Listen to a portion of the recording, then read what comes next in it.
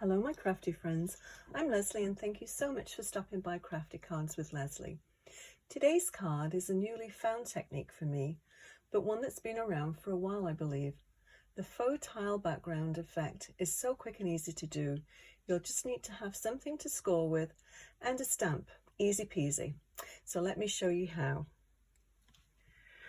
I had fun actually making a few different cards and using a few different stamps.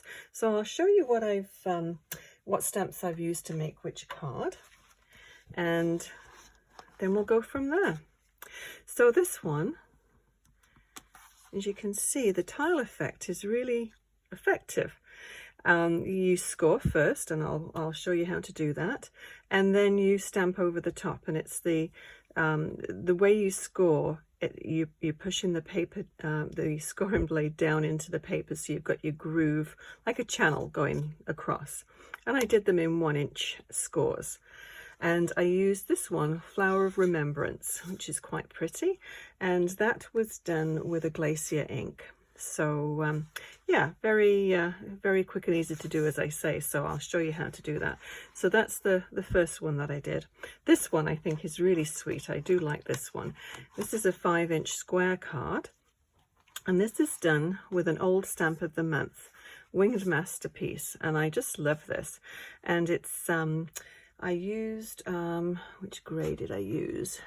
The pewter. I used a pewter grey for the paper and for the ink, and then just a very light colour in. But there again you can see the tiles, the faux tiles there, and you could also get that same effect by cutting everything into 1-inch squares and then trying to place it back together. And I've tried that, and I never got them exactly so exact as these ones. So that's another one.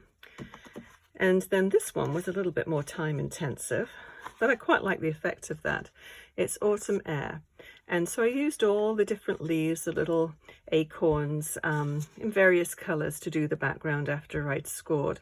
And then the Crisp Air Warm Hearts, I stamped that, and that was in toffee ink. Sorry, no, that wasn't. It was an espresso. And then I just fussy cut around there and popped it up on foam tape. So very easy to do. So I thought this is the one that we'll do today.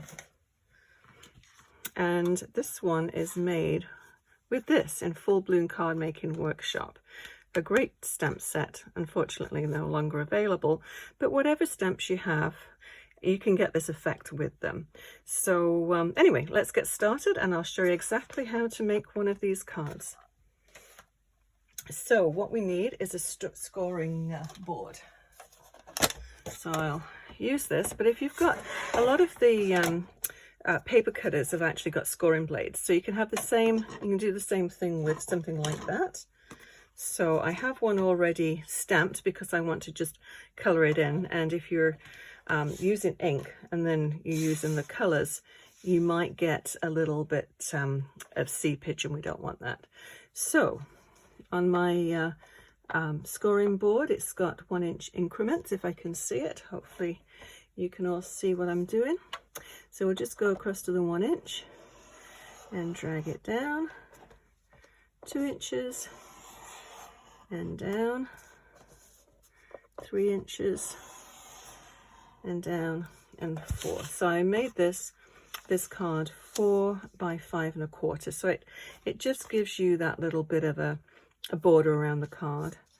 So same thing, 1 inch, 2 inches,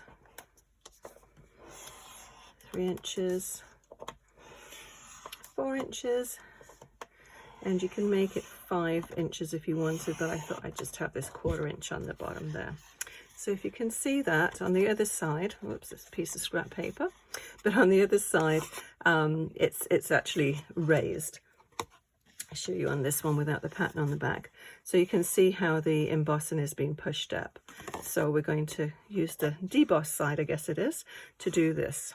So let's move this out of the way, but that's all it takes to score. You could do it on the diagonal as well, and that would look quite nice. I'm going to turn my VersaMat over, and it's got a nice foam side there. And I'm going to take a piece of scrap paper because we want to stamp off the edge of here as well. Don't want them all uniform little lines. And I'll use the Intense Black ink to stamp. Okay. So now we've got that down there. Just make sure it's on the right side. I've got this on a little stamp pad. We'll ink it up really well. I'll do a little tester just to make sure it's okay. Yeah, it seems to be okay. Okay. So just random.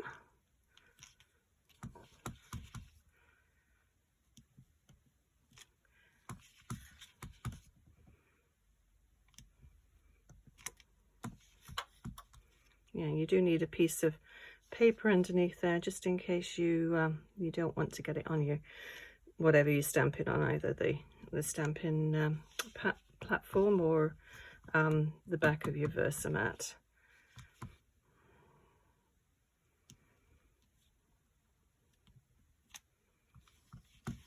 I think I need to re-ink my ink pad, but that's okay. I think you get the idea.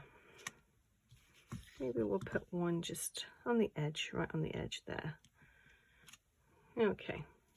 I said this was just a piece of scrap paper that I was playing around with. Okay, so let us move this out of the way. Put the lid back on that before we have some terrible accident with it. So I would leave this to dry. Just as I said, you don't want your inks to bleed.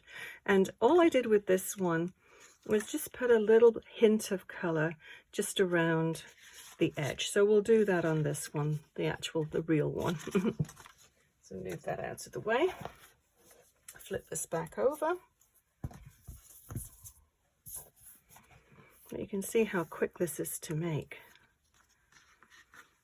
Okay, and I'm going to do a yellow one this time. And this one is the yellow, the light yellow blend.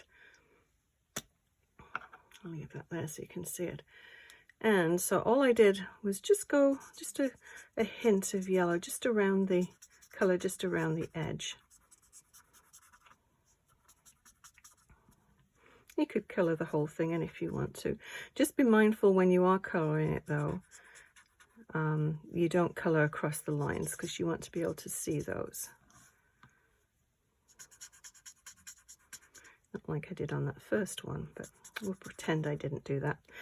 It's terrible talking and trying to do something at the same time. But just, as I said, just a little hint of color. And mind the lines. Mind the gap. Okay.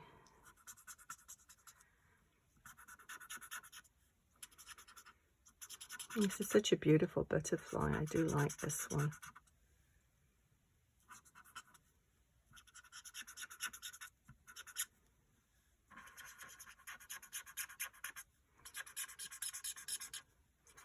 And you don't have to do too much colouring at all, but it doesn't have to be that precise either. It's just an abstract hint.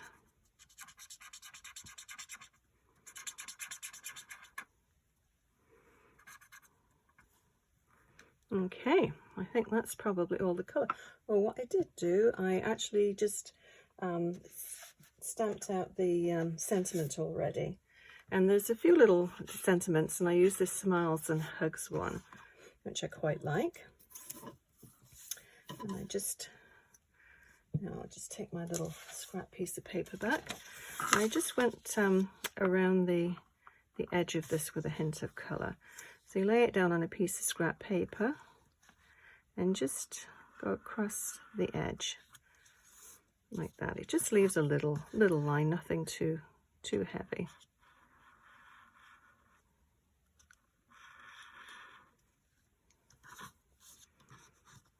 And do a little bit more on top.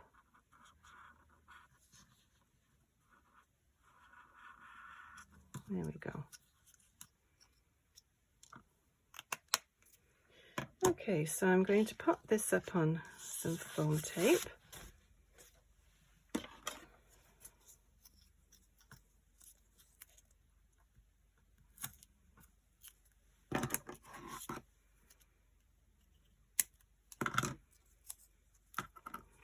And I think this is probably one of the quickest cards that we've ever made. Okay, we'll put that in about the same position. And I have some little, where are they? Oh, little dots. These are the ones that I used for this card here. They're the melon dots. They were quite nice. And these ones are freshly baked dots. So we'll have a look to see what goes with these. Use the hearts or just a little dot. On these ones, these are well used, these ones. I love the colours on these ones. Okay, maybe we'll go for one of those. It's a little bolder. And we'll just pop it there. Okay, so we'll just pop that onto a card base.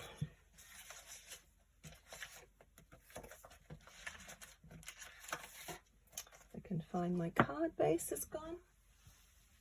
There we go.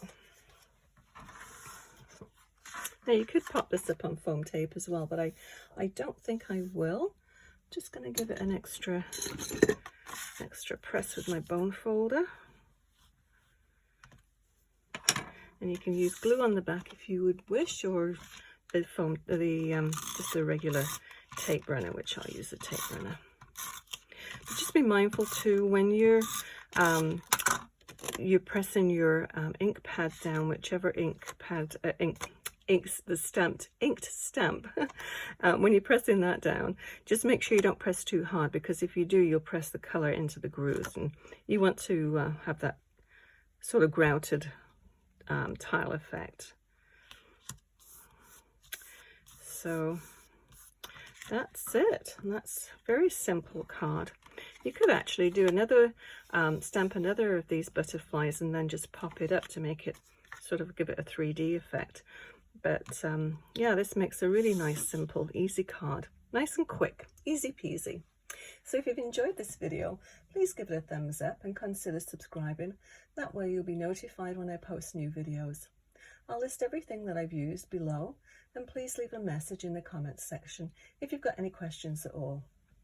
Also, consider sharing this video with a crafty friend. Thank you so much for watching. We'll see you again soon. Bye bye.